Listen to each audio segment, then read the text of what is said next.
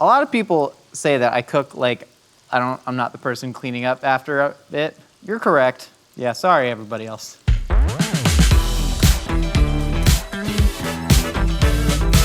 Welcome to Mythical Kitchen, where dreams become food. Hold on, wait for this. Welcome to Mythical Kitchen, where if you can dream it, we can food it. Yeah, that's pretty good. That feels natural. I like that. We're gonna run with that one from now on. Chicken Waffles Pot Pie is an idea so simple, so stupid, and so objectively genius that it only could have come from this kitchen. Now we're taking this directly from the GMM episode Will It Pot Pie, where Link Neal, yes, Link Neal himself, said the people of the world need this. I want the people of the world to know, to have this. So people of the world, I give you Chicken Waffles Pot Pie, the prestige. My knees are warm now. Knees are warm now. All right, if you're following along at home, we've broken the recipe down into 3 simple steps. You can grab the time codes right there. We also have a full written description down below. And also check out the latest episode of A Hot Dog's a Sandwich. Nicole and I are debating which holiday food is the best. Her opinion, I've heard it, is laughably wrong. So check that out. It's out every Wednesday wherever you get your podcasts. Let's get cooking. Panettone, she likes panettone. It's not a good food. All right, so why, every time? That oven is plotting against me. I can see its thoughts. What we're gonna do, we're gonna take all of our dry ingredients and add it to our dry ingredients. So I got sugar right here. We're just using AP flour. Again, we're making a waffle, right? So we're doing I should explain what's happening to all of you. Chicken Waffles Pot Pie starts with a pot pie, which is to say a pie filled with savory things. British people don't seem to understand that because for them a pie is filled with savory things, but for us it's not. So we're gonna put a pie crust in a dish. That's baking powder going into the flour, and then baking soda and salt. What we're doing right now is we're making a waffle top as the double crusted bit for our chicken waffles pot. You'll see. Just keep watching. So now I'm gonna crack some eggs into this bowl. I'm making a very basic waffle batter. What you wanna do is you wanna put your egg into the bowl a little bit. That is just a way for the eggs to sort of, bless the situation. You get some of the enzymes from the eggshells in there. Actually, I think there's a lot of salmonella in eggshells, huh? That's cool. So we're making a very basic waffle. We actually want this to be a bit of a floppy waffle. Sometimes you play floppy waffle with your friends growing up. All we're gonna do is add some milk. Did you put lemon juice in the milk? Yeah.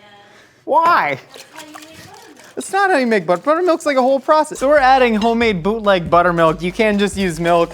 You can use actual buttermilk. You can use Nicole's special bootleg buttermilk. And then we're gonna add a little bit of vanilla extract and a little bit of maple syrup. And so now I'm just gonna slowly add my dry ingredients to the wet, and you wanna let your batter rest for a couple minutes. That way all the flour is gonna hydrate and you're gonna give the leavening agents a little bit of a chance to sort of react with each other. And you wanna make sure that your waffle maker has not been cleaned in 6 months. That way it's extra seasoned. So now we got the waffle maker on about medium. It's cold in here, this feels nice. And we're gonna take some food lube. This is the best way to lube up a waffle maker. Some people use like Astroglide or just like a little bit of butter, but I forgot to put the butter in the waffle batter. You're gonna put melted butter in the waffle batter. There's someone who runs an ADHD blog who was just like, if you wanna learn how to cook and you suffer with ADHD, you should really watch this person because it finally all makes sense in your brain, and that meant so much to me. But then the rest of the world is like, this is very difficult to follow. All right, melted butter's in there. I always like to add the butter last because butter can break when you're just adding it to the wet ingredients. And now I'm just gonna take a ladle of that batter. I've never not overfilled a waffle maker, and I don't intend to start now. It's like how I have an intense fear of under ordering at a fast food restaurant, which is how I always end up with like 3 Crunchwraps. Now just shut the door. We're just gonna let this cook for about 5 minutes. Again, you want to pull this when it's still pretty pale because it's going to crisp up in the oven. You don't want this to burn. You need to cook at the exact same time as your pie crust and let the filling tighten up in there. This is an intricate dance. It's like how in The Prestige when Hugh Jackman had to murder his clones because he wanted to be a good magician. He had a lot of blood on his hands. The Prestige.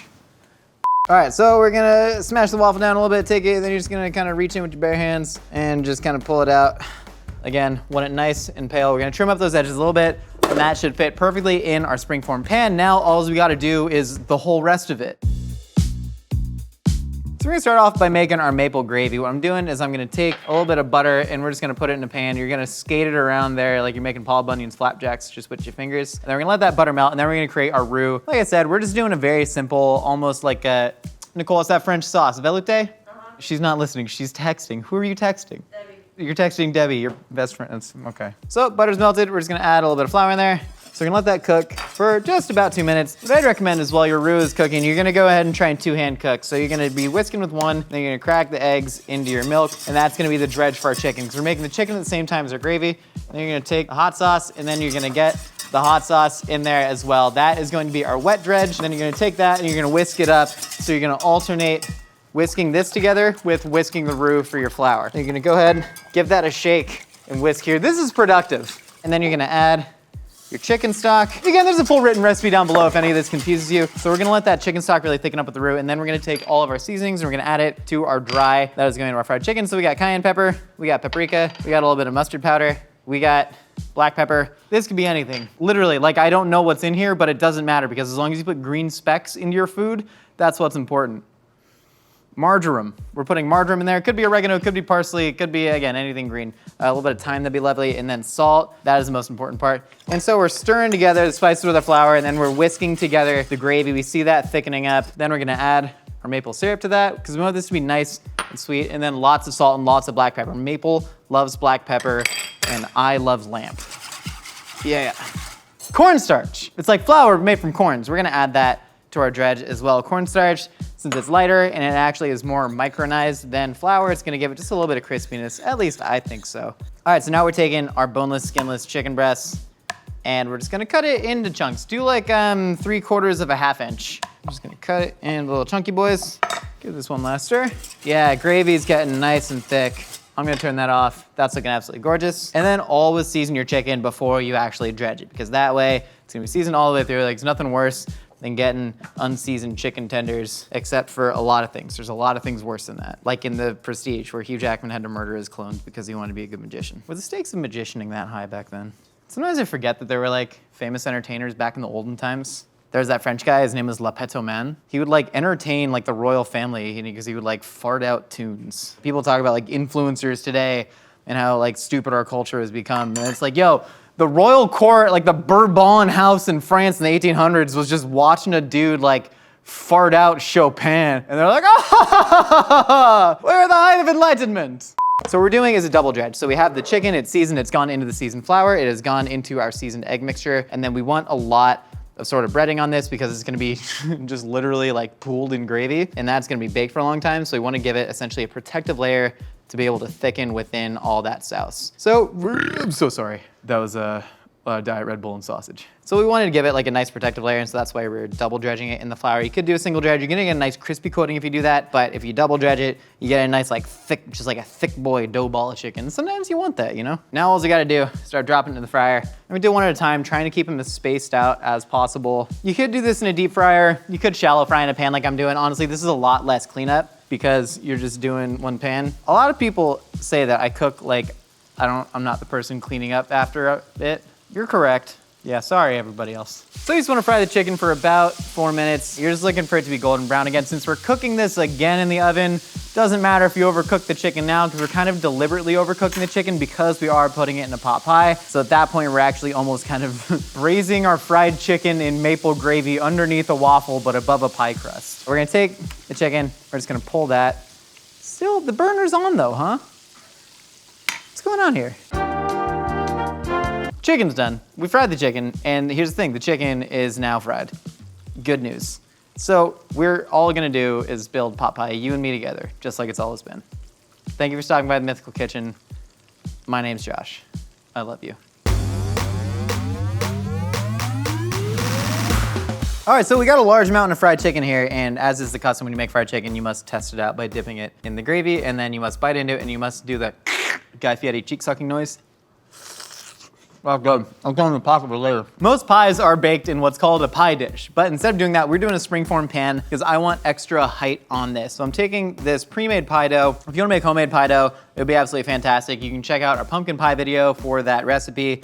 But Pillsbury makes a pie dough. You're already making a lot of fried chicken. You're already making gravy. You're already making waffles. You could honestly just make some Eggo waffles. Honestly, like if you just want to get some chicken strips from a restaurant and like mix some maple syrup, some gravy, and put it on an Eggo waffle, I support your quest. For our purposes, we're gonna take this pie dough and we're gonna unravel it. I'm just gonna sit it on top of there and I'm just gonna push it down into our spring fam. That spring fam. Ah! So we have our pie dough. If you see, it's all pressed out into our springform pan, and the waffle is gonna fit perfectly on top of that. We are going to take all of our chicken nuggies, and why is this the way to do it? And we're gonna nestle these into the pie, and then we're gonna let the gravy cascade over that. And then all the breading on the chicken is gonna kind of soak up the gravy and tighten it even more. The same way when you like bake a chicken pot pie, it gets nice and tight like a toiger. And so that way we can hopefully cut into it and get like somewhat of a formed slice. Kind of pat them down a little bit. This is just fried batter, that's fun. Whoever gets that bite's gonna be lucky. My brother used to just eat all the chicken skin off of KFC when we get it. And he also used to just eat out the middle of a whole French bread loaf. We had the whole family size loaf, and he would hollow out the whole loaf and eat it, just leaving us with crusts. Why, John? Why? Happy holidays, I miss you. All right, so now we're gonna take all that gravy. Yes, please. If I were watching this on my work computer, I would clear my browser history.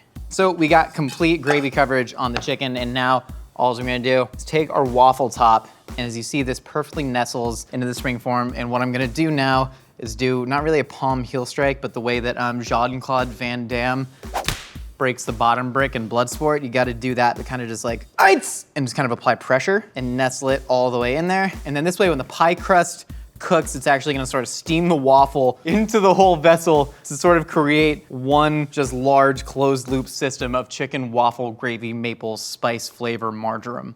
Wow. All right, so we have the waffle on top of our pot pie, but I got one more secret ingredient.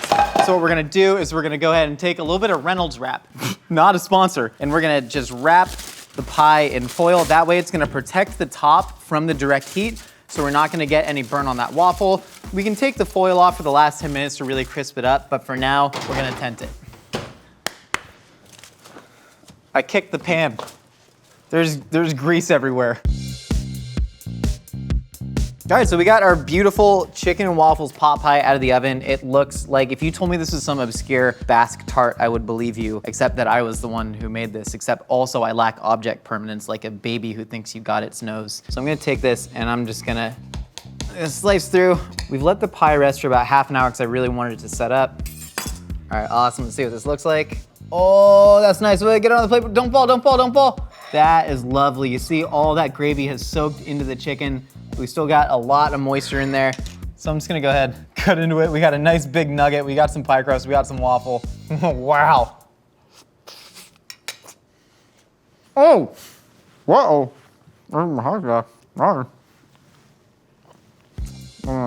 Okay, so it's like if you took all of the elements of a chicken pot pie, of fried chicken, of waffles, and then you collapsed it into the density and flavor profile of a collapsing neutron star. That's what's happening. It is a huge flavor bomb, but don't take my word for it. Take Amo's word for it. He's trustworthy. He's watched my kids before. Yeah, I have. They always have a lot of questions for you. Those aren't my kids. Oh. You want me to pre-hot sauce this for you? Yes, please. Yeah. I'm gonna do a little fancy plating technique where you fill each divot. Ooh. But yeah, I learned this in when I was working for Michelin, just the taco company. I would just make us family meals. All right, let's grab them patented Mythical Sport Cam, Sporktown population ammo. All right, so we're gonna go in and try and get you. Yeah. Wait, no, I gotta dig further. Every time, I gotta get that meat. Get the meat. You need your protein, just like my kids when you watch them. You gotta feed them healthy meals. Gotta feed them the right All stuff. right, wait, hold on. I'm trying to angle this. I don't know why. I feel like if I just take it now.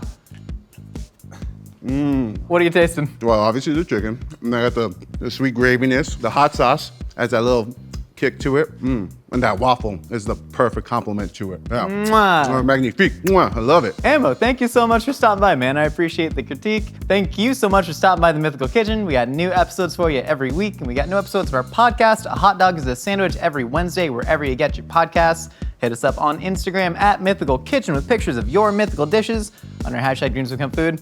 See y'all next time. You can cook up your own feast while wearing the Mythical Kitchen apron, available now at mythical.com.